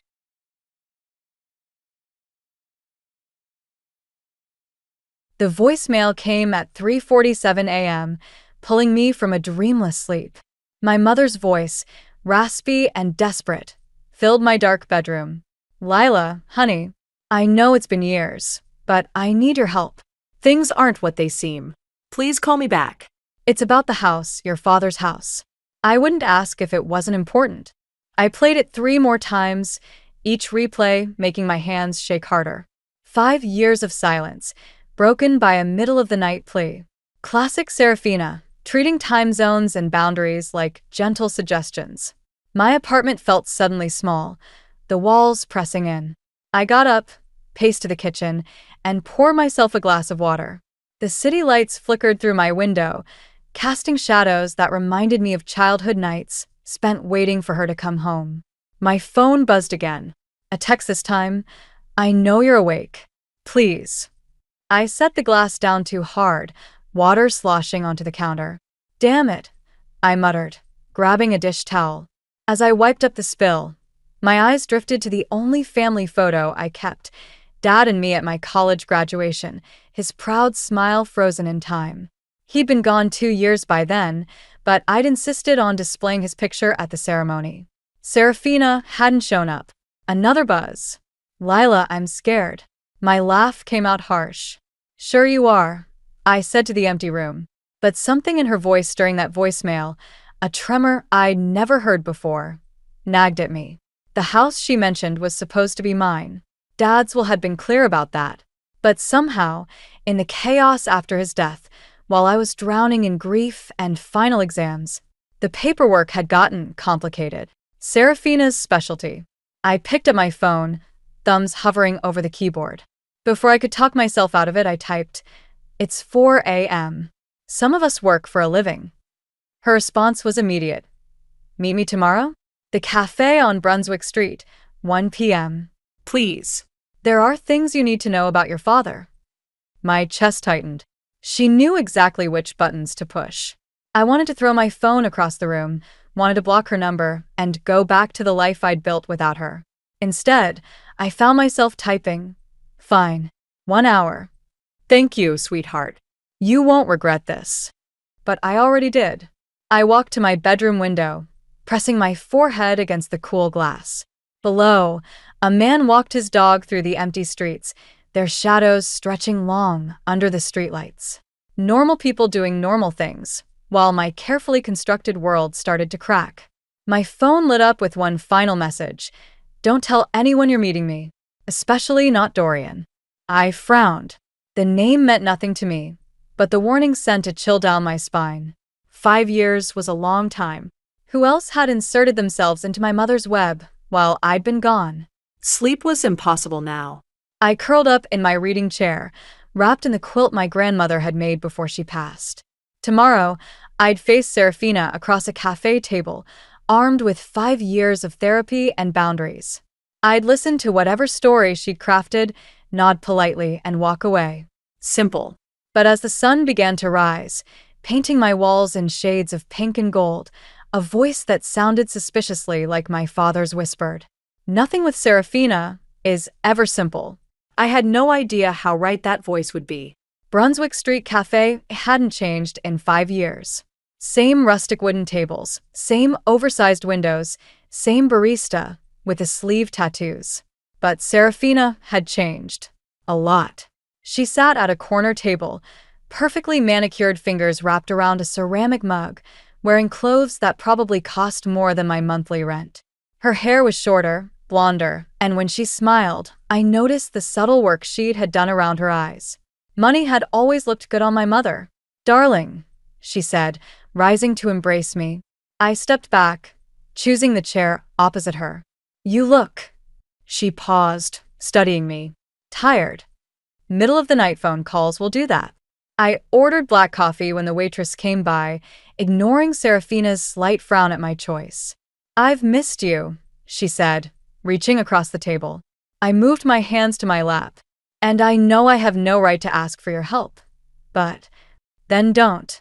The coffee arrived, and I wrapped my hands around the warm mug, anchoring myself.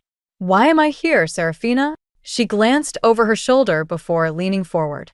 "Your father's house, the one he left you. There's something there I need to retrieve. Something important. The house you somehow managed to sell out from under me?" The bitterness in my voice surprised even me. While I was writing my thesis and planning his funeral, it wasn't like that. Her perfectly lined lips trembled. There were complications with the estate. Bills to pay. You were so young, so focused on your studies. I was 23. A young man approached our table, and Serafina's entire demeanor shifted. Her spine straightened, her smile brightened, and something that looked almost like fear flickered across her face. "There you are," he said, resting his hand on her shoulder. He couldn't have been more than 35, with a kind of carefully cultivated stubble that screamed, "Trust fund." "You must be Lila." I'm Dorian. Ah. The mysterious Dorian from the text. I nodded, but didn't offer my hand. "Your mother talks about you constantly," he said, pulling up a chair. "All good things. Funny, since we haven't spoken since Dad's funeral." Serafina's laugh was too bright, too sharp. "Darling, you know how time gets away from us. Dorian and I are getting married next month. We'd love for you to be there." The coffee turned bitter in my mouth. "Married? It's going to be quite the event," Dorian said, his hand moving to the back of Serafina's neck. She leaned into his touch, but her shoulders remained tense. "Your mother deserves the very best. She usually gets it," I muttered. "One way or another." Serafina's smile cracked slightly. "Darling, about the house. I should go." I stood up, throwing a few bills on the table. This was a mistake. "Wait." Serafina grabbed my wrist, her grip surprisingly strong. "There are things you don't understand. About your father, about why I had to." She glanced at Dorian, who was watching our exchange with unsettling intensity. Please. "Just meet me tomorrow alone. I'll explain everything." I looked down at her hand on my wrist, at the massive engagement ring catching the light. "You know what I don't understand? Why you'd call me at 4 in the morning, scared out of your mind, only to sit here playing happy families with your boy toy fiancé." Dorian's smile didn't waver, but something cold crept into his eyes. Serafina's fingers tightened painfully before releasing me. "Tomorrow," she whispered. The old boathouse. Noon. Please, Lila. For your father's sake. I walked out without looking back, but I could feel their eyes on me. Outside, the spring air had turned chilly. I pulled out my phone, scrolling to the photos I'd taken of Dad's 5 years ago. The house should have been mine. And whatever Serafina was looking for, whatever had her spooked enough to reach out after all this time, I was going to find it first. I broke into my own house at midnight. The irony wasn't lost on me as I jimmied open the kitchen window, the same one that never quite latched properly when Dad was alive. The new owners had never fixed it. The house smelled different, lavender and synthetic pine instead of Dad's coffee and old books. I clicked on my phone's flashlight, sweeping it across the renovated kitchen. Marble countertops had replaced our worn formica. The walls, once covered in my childhood height measurements, were now a sterile white. Something crashed upstairs. I froze, heart pounding, until I recognized the sound of the heating system kicking in. The owners were away. I'd watched their loaded SUV pull out this morning, vacation luggage strapped to the roof. Dad's study was now a home gym, treadmill squatting where his desk used to be. I ran my fingers along the baseboards, searching for the loose piece he'd shown me years ago. Every house needs its secrets, Lilabug, he'd said, winking as he slid documents behind the wood panel. The baseboard came loose easily. Inside, wrapped in plastic, was a stack of letters. My hands trembled as I pulled them out. Dear Lila, the first one began. If you're reading this, something's gone wrong. Your mother. Headlights swept across the window. I ducked, heart racing. A car door slammed. The kitchen windows open. Dorian's voice carried clearly through the night air. Just like you said it would be. She always was predictable. Serafina's laugh was brittle. Check upstairs. I'll take the main floor. I stuffed the letters into my jacket and looked frantically around the room.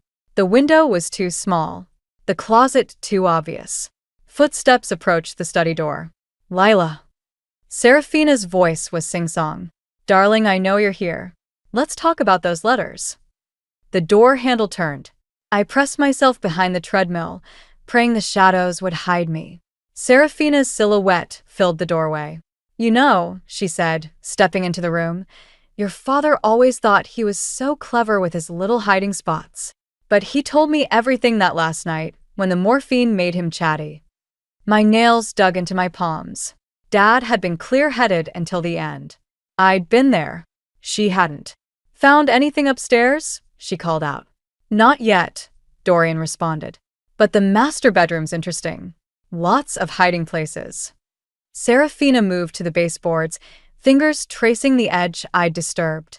Oh, Lila, did you really think I'd let you find them first? Those letters could ruin everything. A floorboard creaked behind me. I spun around to find Dorian blocking the doorway, his smile predatory. Got her, he said. I lunged for the gap between them, but Serafina was faster than she looked. Her hand clamped around my arm, nails digging in. The letters, she demanded. Now. Go to hell. I twisted free, backing away. Dad told me everything was supposed to be mine. The house, the trust fund. Your father was a foolish man who made foolish choices. She stepped closer. Just like you're making now. Dorian, check her pockets. Don't touch me, I snarled, but he was already moving forward. A new voice cut through the tension. Mom? What's going on? We all turned. A teenage boy stood in the hallway, confusion etched on his face. He looked so much like Dad had hurt. Jackson, Serafina breathed. You're supposed to be at Kevin's house. I forgot my charger. His eyes locked with mine. Who's she? Nobody, Serafina said quickly. Just a burglar. Dorian's handling it. I'm your sister, I said, watching color drain from Serafina's face. And our mother has been lying to both of us for a very long time. The letters crinkled in my jacket pocket, and I knew the real war was just beginning. The letters lay spread across my kitchen table like a map of betrayal. Jackson sat across from me, his hands shaking as he read our father's words. He knew, Jackson whispered. He knew what she was planning even before he died. I pushed a cup of tea toward him. At 18, he looked so young, yet his eyes held the same weary knowledge I'd gained at his age. Dad tried to protect us both. By hiding letters in the walls? He picked up the one dated 3 days before Dad's death. Why didn't he just tell someone? The front door buzzed. Through the intercom, Seraphina's voice crackled. "Jackson, darling, I know you're up there. Come home. We can discuss this as a family." Jackson flinched. I moved to the window, peering down at the street. Seraphina stood alone, but a black SUV idled nearby, Dorian visible behind the wheel. "You don't have to go with her," I said. "She'll call the police." His laugh was hollow. "Report you for kidnapping or something.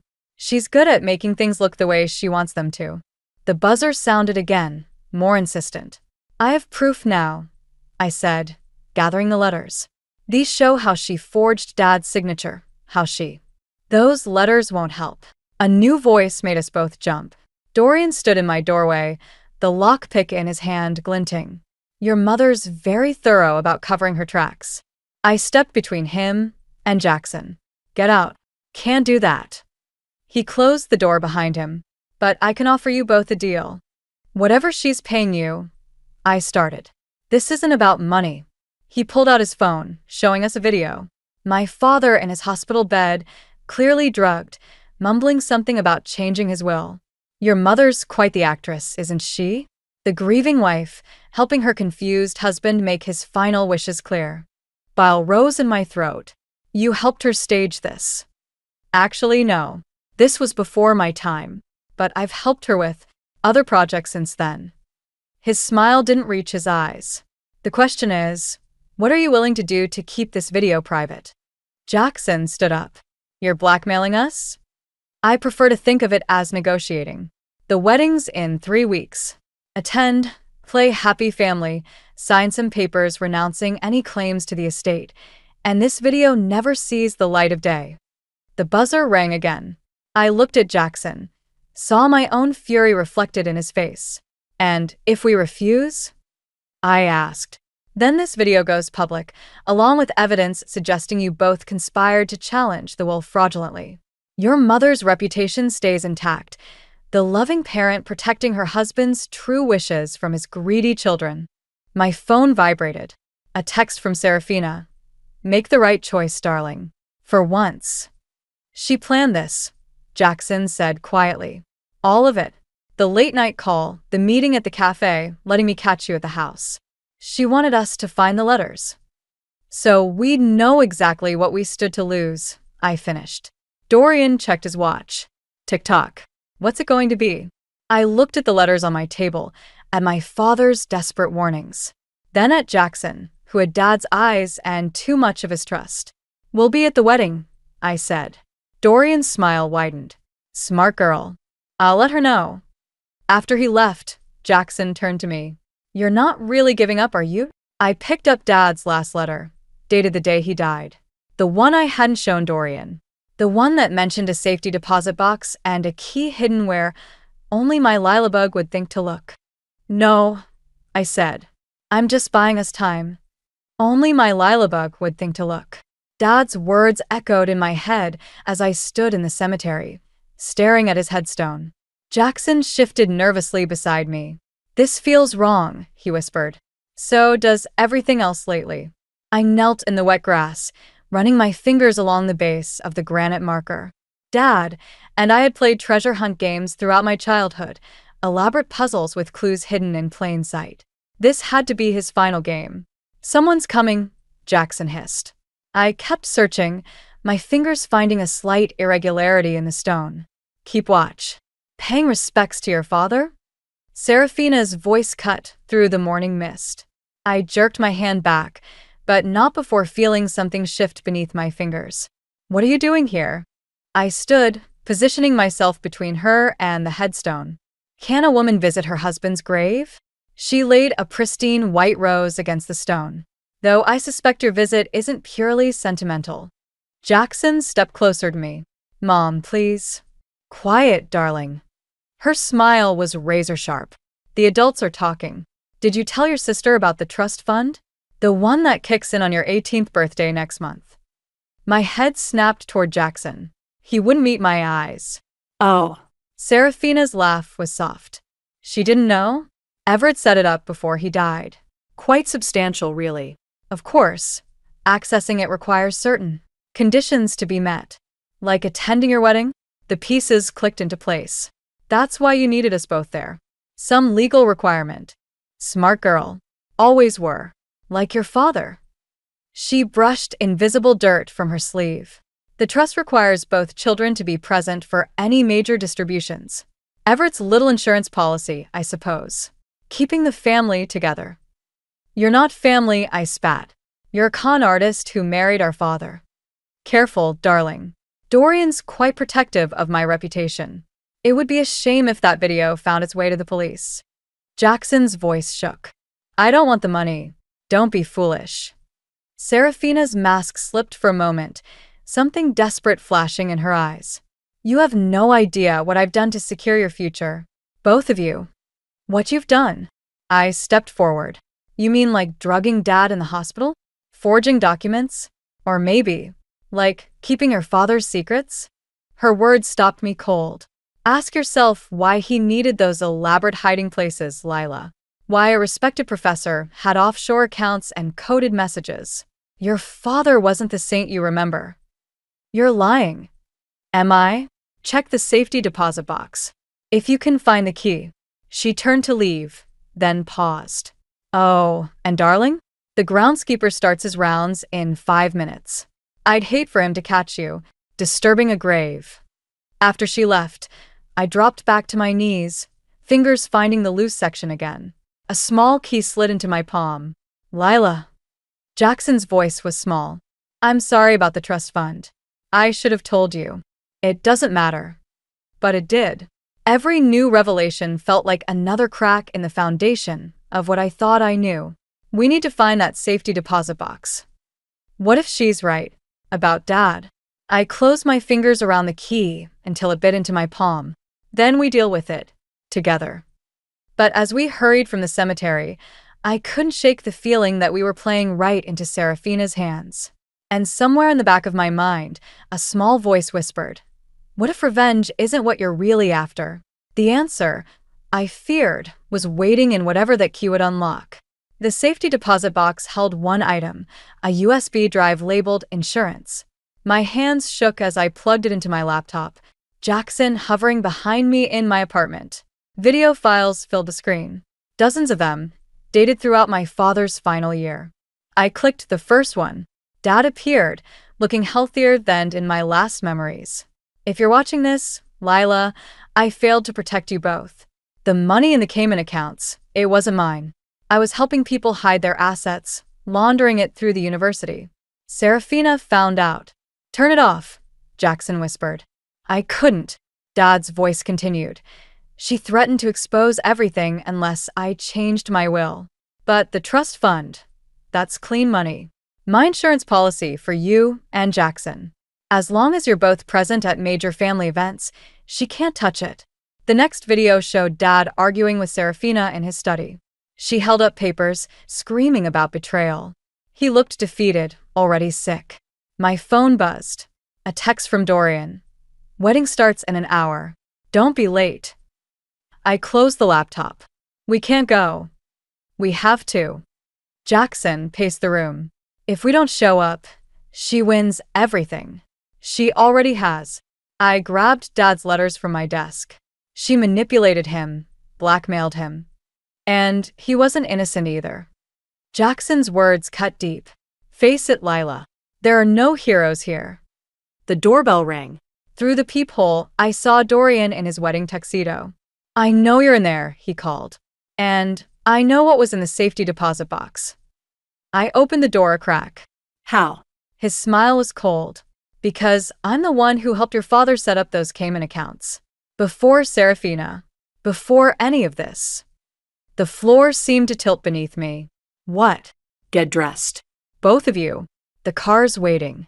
He held up his phone, showing a familiar video. Dad in his hospital bed. Would be a shame if this went public. Think of the scandal. The university would probably revoke your degree, given the circumstances. 20 minutes later, We sat in the back of his car, me in the bridesmaid's dress Serafina had sent weeks ago, Jackson in a suit that matched Dorian's. "Why are you doing this?" I asked as we pulled up to the church. "Because your mother isn't the only one who needs that trust fund activated." Dorian adjusted his tie in the rearview mirror. "Family events, remember? Like a wedding. Or a funeral." The threat hung in the air as we walked into the church. Serafina stood at the altar in white, beaming at the gathered guests. When she saw us, her smile faltered slightly. "Places, everyone," the wedding planner chirped, ushering us forward. I felt the weight of Dad's letters in my clutch. Useless now. The USB drive in my pocket might as well have been a stone, dragging me down. Every piece of evidence I'd gathered had only revealed more lies, more corruption. "It's not too late," Jackson whispered as we took our seats. "We could still expose everything." But looking at the guests, colleagues from the university, family, friends, people who had known and respected Dad, I realized the truth. Exposing Serafina meant destroying Dad's legacy, tainting every good memory anyone had of him. The wedding march began to play. Serafina floated down the aisle, triumphant. Dorian waited at the altar, watching me instead of his bride, his message clear: play along or else. I'd started this journey seeking justice. Now, sitting beside my half-brother in a church full of lies, I realized justice might cost more than I was willing to pay. The minister spoke. "If anyone knows any reason why these two should not be joined in marriage." I kept my mouth shut and felt the last piece of my father's legacy crumble to dust. The reception hall sparkled with champagne flutes and fake smiles. I watched Serafina and Dorian work the room, a perfect couple built on perfectly crafted lies. Beside me, Jackson fidgeted with his phone. "Got it," he whispered, showing me the screen. The video from Dad's USB drive, ready to stream to the giant display screens flanking the dance floor. One click would expose everything. "Wait." I grabbed his wrist. Through the crowd, I caught Serafina watching us, her champagne glass trembling slightly. "Look at her. She's expecting something." "Of course she is." Dorian appeared behind us, smooth as silk. "Your mother's been waiting for this moment since she married your father. Haven't you figured it out yet?" The pieces clicked together. The trust fund, the video, this whole wedding. I turned to face him. It was all her plan. "Smart girl." He nodded toward Serafina. "She needed you both here, angry enough to expose everything. Because once the truth about your father goes public, the trust fund gets invalidated," Jackson finished. "Because it was built on illegal money." "And who gets everything then?" I asked. Dorian's smile widened. "The grieving widow, of course, who never knew about her husband's illegal activities, who only wanted to protect her children from scandal." The microphone squealed as Serafina stepped up to make her speech. Her eyes were wet with tears that looked almost real. "My darling children," she began, "I know these past years haven't been easy." I felt the weight of the USB drive in my pocket, Dad's final message burning a hole in my chest. Across the room, university colleagues dabbed their eyes, touched by the performance. "Do it," Dorian whispered. "Show everyone who your father really was. That's what you came for, isn't it? Revenge." Jackson's finger hovered over his phone. One click. But I was watching Serafina, the slight tremor in her hands, the way her eyes kept darting to the exits. This wasn't triumph, it was terror. "No," I said, pulling Jackson's phone down. "That's what she came for." I walked to the microphone, ignoring Dorian's attempt to grab my arm. Serafina's speech faltered. "Mom," I said, the word feeling strange on my tongue. "Show them the prenup." Her face went white. Behind her, Dorian froze. "The one Dad made you sign," I continued. "The one that says if you ever remarry, everything goes to your children, not your new husband." Dorian's mask cracked. "What prenup?" "The one in the safety deposit box." I lied, watching Serafina's expression, along with Dad's real videos. The ones showing who really set up those offshore accounts. Serafina's glass slipped from her fingers, shattering on the floor. Dorian grabbed her arm. "Is this true?" She looked between us, her carefully constructed world crumbling. Dorian, please. You said the money was clean, he hissed. You promised me. The money was never the point. I cut in.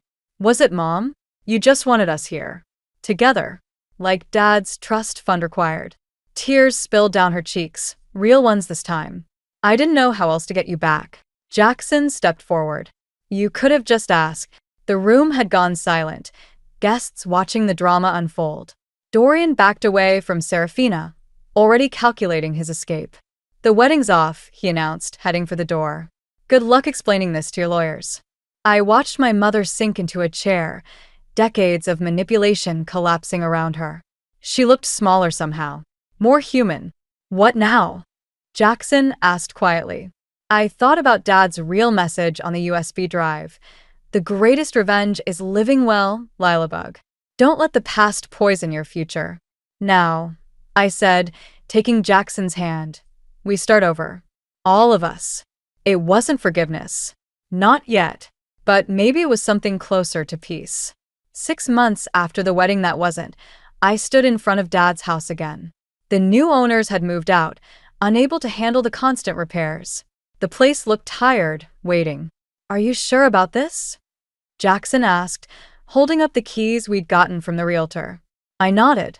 The trust fund had finally activated on his 18th birthday, giving us both the means to buy back what was taken. But that wasn't why we were here. Serafina sat in her car across the street, watching. She'd been sober for 3 months now, attending therapy twice a week. Small steps, but steps nonetheless. She doesn't have to stay in the car, Jackson said quietly. I know. Inside, the house smelled of dust and possibility. We found Serafina's white rose still lying on the kitchen counter, dried and brittle. I picked it up, remembering another rose on Dad's grave. I found something else in the safety deposit box, I said, pulling out a faded envelope. Dad's last letter to you. Serafina's heels clicked on the walkway outside. She'd made her choice. Come in, I called before she could knock. She entered cautiously, her designer clothes replaced by something simpler. Her hands trembled slightly as she took in the familiar walls. The night your father died, she said, he asked me to promise him something. To keep our family together no matter what. Her laugh was soft, broken. I managed to do exactly the opposite. I held out the envelope. He wrote this the day before. For you. She stared at it like it might bite. I don't deserve. Probably not, Jackson cut in. But he wanted you to have it. The letter was short. I'd memorized it during sleepless nights, wondering if I was making the right choice. My dearest adversary, the money was never real. The offshore accounts, the trust fund conditions, all smoke and mirrors. I knew you'd try to control everything after I was gone, so I gave you something to chase. The real inheritance was always simpler. Our children. Love them better than you loved me. They're stronger than both of us. Serafina sank into a kitchen chair, the letter shaking in her hands. All this time. We're selling the house, I said. Too many ghosts. But we're keeping Dad's study furniture, splitting it between our places. Places. She looked up sharply. I bought a condo, Jackson said. Near campus. And Lila's new apartment has a spare room. For guests, I added. Family. If they're willing to try. Understanding dawned in her eyes. Not forgiveness. We weren't there yet. But an invitation. A chance. Your father, she whispered, would be proud of you both. We know, I said and meant it. Later, after she left, Jackson and I sat on the porch steps, watching the sunset paint the neighborhood gold. The same view Dad and I had shared so many times, talking about everything and nothing. Think she'll actually change? He asked. I thought about the steel beneath Serafina's vulnerability, the strength it took to face your own demons. I think she already is. The question is, are we ready to change too? He leaned against my shoulder, so much like Dad it made my heart ache. Maybe that's what he wanted all along. Not revenge or justice, just growth. A text lit on my phone. Dinner next Sunday? I'll cook. Mom. The old me would have deleted it instantly. The new me typed, we'll bring dessert. Sometimes the greatest revenge isn't in exposing the truth or claiming justice. Sometimes it's in choosing to build something new from the ashes of what was lost. Dad knew that all along. I looked at our childhood home one last time, seeing not what was taken, but what remained. 2 siblings, a mother trying to change, and endless possibilities ahead. It wasn't a perfect ending, but it was ours.